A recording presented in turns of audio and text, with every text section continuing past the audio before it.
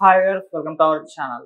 June 9న కాళేశ్వరం విచారణకు ముందే బిగ్ బాంబ్ పేల్చబోతున్న హరీష్ రావు తన దగ్గర ఒక కీలకమైన డాక్యుమెంట్ ఉందంటూ కూడా సెన్సేషనల్ కామెంట్స్ అయితే చేశారు. ఇప్పుడు చర్చనీయాంశంగా మారిపోయింది. సో ఎటువంటి బాంబ్ హరీష్ రావు గారు పేల్చబోతున్నారు, ఏం డాక్యుమెంట్స్ ఆయన మీద ఉంది, మరి ఇది ఎవరిపైన ఇంపాక్ట్ చూపించే అవకాశం కనిపిస్తుంది? ఇదే అంశం మీద డిస్కస్ చేయడానికి ప్రజెంట్ మనతో పాటు సీనియర్ జర్నలిస్ట్ అరవింద్ కొల్లి గారు ఉన్నారు. వారిని అడిగి తెలుసుకునే ప్రయత్నం అయితే చేద్దాం. సార్ నమస్కారం సార్.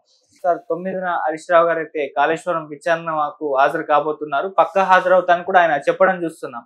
హాజరు కాక ముందే ఆయన ఒక బిగ్ బాంబ్ పేల్చబోతున్నారని, ఒక ఇంపార్టెంట్ డాక్యుమెంట్ కూడా ఆయన దగ్గర ఉందని చెప్తున్నారు. మరి ఎవరి మీద బాంబు పేల్చబోతున్నారు, ఏంటా డాక్యుమెంట్లు, మరి ఇది ఎటువంటి తెలంగాణ రాజకీయాల్లో ప్రకంపన సృష్టించబోతుంది సార్? ప్రెజెంటేషన్ అయింది కదా, ప్రెజెంటేషన్ లో హైలైట్లు ఏమనిపించినాయి ఆదిత్య మీకు? భయపడలేదు కాంగ్రెస్ కి, రేవంత్ రెడ్డి కూడా భయపడలేదు, మేము విచారణకు హాజరవుతాం, వీళ్ళు చేస్తున్న దుష్ప్రచారం మొత్తాన్ని తిప్పికొడతామంటూ ఆయన హరీష్ రావు గారు చెప్పడం చూస్తున్నాం. సో అది కూడా ఒకటి హైలైట్ గా.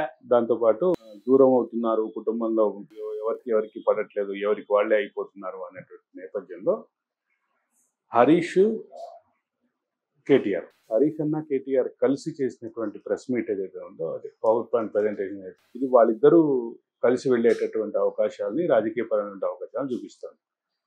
ఇప్పుడు కేసీఆర్ కుటుంబంలో కేసీఆర్ కాకుండా మరో 4 సభ్యులు, కేసీఆర్ సొంత కూతురు, సొంత కొడుకు, అలాగే మరొక మరదల కొడుకు, ఇంకొక కొడుకు అయ్యేటటువంటి మరొక సంతోష్ రావు, అట్లాగే హరీష్ రావు, వీళ్ళ 4 చుట్టూ రాజకీయపరమైనటువంటి ఎవరి కుంపటి వాళ్ళు పెట్టబోతున్నారు దగ్గర నుంచి రకరకాల వినిపించినాయి.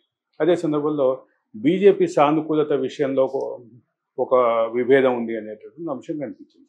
అయితే బీజేపీ సానుకూలత విషయంలో విభేదం ఉంది అనే విషయంలో ప్రాథమికమైనటువంటి కంక్లూజన్స్ రాలేం. కానీ కవిత అయితే ఈ ప్రజెంటేషన్కి దూరంగా ఉంది. ఆవిడ బీజేపీకి అనుకూలంగా ఉండటాన్ని వ్యతిరేకిస్తుంది. ఇక మరొక ఇద్దరు బీజేపీ పట్ల సానుకూల ధోరణితో ఉన్నారని ప్రచారంలో ఉన్నటువంటి 2 నాయకులు కలిసి ప్రజెంటేషన్ ఇచ్చారు. ఈ ప్రజెంటేషను రాజకీయపరమైనటువంటి సమీకరణలో ఇది ఒక భాగంగా చెప్పాలి. Okay, right. ఇది కాకుండా ఇక ఇద్దరు కలిసి ఆ విషయాన్ని చెప్పే క్రమంలో మీరు అన్నట్టుగా హరీష్ రావు బాంబు పేల్చారు. 9వ తారీఖు కమిషన్ ముందుకి ఖచ్చితంగా వెళ్తాం, మేమేం భయపడట్లేదు అని చెప్పారు. వెళ్ళే క్రమంలో మేము ఒక విషయాన్ని బయటపెడతామని చెప్పారు. అది ఎన్డీఎస్ఏ ఇచ్చినటువంటి రిపోర్టు, ఎన్డీఎస్ఏ ప్రయర్గా ఇచ్చినటువంటి రిపోర్టా, లేదా డ్యామ్ స్ట్రెంత్ మీద ఇచ్చినటువంటి రిపోర్టా, ఇవన్నీ కాకుండా డ్యామ్కి ప్రాజెక్ట్లో ఉన్నటువంటి రిజర్వాయర్లకి ఫిట్నెస్ అప్రూవల్ ఎవరన్నా ఇచ్చినటువంటి అంశం అనేది ఊహాగానం ఉంది. వీటన్నిటిలో ఏదో ఒకటి అవుతుంది, ఏదవుతుంది అనేది ప్రాథమికంగా ఉన్నటువంటి అభిప్రాయం. ఇవి కాకుండా ఇంకోటి ఏమన్నా కొత్తది వస్తుందా అనేది కూడా చూడాలి. అయితే మనం ఈటెల రాజేందర్ విచారణకు వెళ్లే ముందే అనుకున్నాం, technical sanctions, technical approvals, technical certification అయిపోయి బీఆర్ఓ రిలీజ్ చేయడానికి అంత క్లియర్ చేసి నా శాఖకు వచ్చినటువంటి ఫైల్ని నేను క్లియర్ చేశాను అనేది ఆయన వాదన. దాని ఆధారంగానే బీఆర్ఓ రిలీజ్ అయింది, బడ్జెట్ ఆర్డర్ రిలీజ్ అయింది. ఆ బీఆర్ఓ రిలీజ్ అయిన తర్వాత డబ్బులు రిలీజ్ అయినాయి అనేది ప్రాథమికమైన కంక్లూజన్. ఇక్కడ అసలు కిటుకంతా ఇక్కడే ఉంది. దాన్ని చూసుకొని కేసీఆర్కి ఈటెల రాజేందర్ క్లీన్ చిట్ ఇచ్చారు అంటూ ఒక ప్రచారం మొదలైంది. ఈ వ్యవహారంలో ఈటెల రాజేందర్ ప్రెస్ మీట్లో మాట్లాడిన దాంట్లో కానీ, అక్కడ జరిగినటువంటి ప్రజెంటేషన్ అంటే ఆయన ఇచ్చినటువంటి వివరణలో కానీ ఎక్కడన్నా కేసీఆర్కి ఆయన క్లీన్ చిట్ ఇచ్చి అనిపించినప్పటికీ కొన్ని ఊహాగానాలు ఆ రకంగా వచ్చినటువంటిది ప్రాథమికమైన అంశం. ఒక పర్టికులర్ అంశంలో ఆయన టెక్నికల్ అప్రూవల్స్ అన్నీ అయిపోయిన తర్వాత, టెక్నికల్ ఎస్కలేషన్స్ అన్నీ అయిపోయినాక, టెక్నికల్ క్వరీస్ అన్నీ అయిపోయినాక నా దగ్గరికి ఫైల్ వచ్చింది, నేను క్లియర్ చేశాను అని చెప్పారు. దీంట్లో ఎక్కడ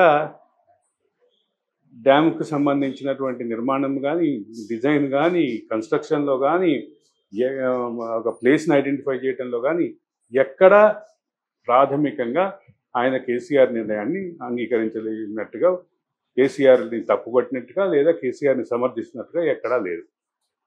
నా పాత్ర లేదు అని చెప్పడం మాత్రమే ఆయన చేశారు. ఆ నేపథ్యంలోనే 9వ తారీఖు వెళ్ళబోతున్నటువంటి మాజీ ఆర్థిక మంత్రి అంటే ఈటెల రాజేందర్ చెప్పినటువంటి ఏదైతే బడ్జెట్ రిలీజ్ ఆర్డర్లకు సంబంధించినటువంటి వ్యవహారం ఉందో దాంట్లోనే కొనసాగింపుగా ఆయన వాదన వినిపిస్తారా లేదా పూర్తి మరో బాంబు వేలుస్తారా అనేది కొంచెం ఆసక్తికరంగానే కనిపిస్తోంది. చూస్తున్నాం కూడా.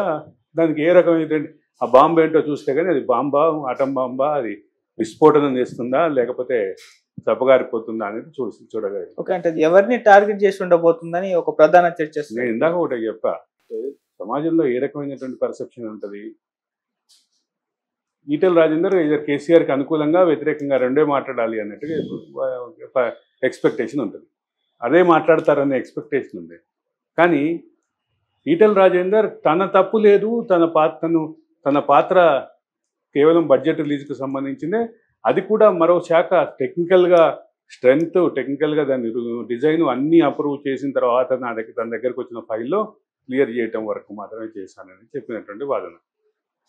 అంటే ఆయన కేసీఆర్ పట్ల ఏదో సానుకూలంగా కానీ వ్యతిరేకంగా కానీ భావం వ్యక్తం చేయకుండా పూర్తిగా తన పాత్రల మీద వచ్చినటువంటి ఆరోపణలు, తన పాత్ర మీద వచ్చినటువంటి ఎక్స్ప్లెనేషన్ అంతవరకు మాత్రమే పరిమితం అయ్యారు. ఏమై రైట్? ఇక్కడ ఈ పర్టికులర్ భావంలోనే ఇదే రకమైనటువంటి దారిలో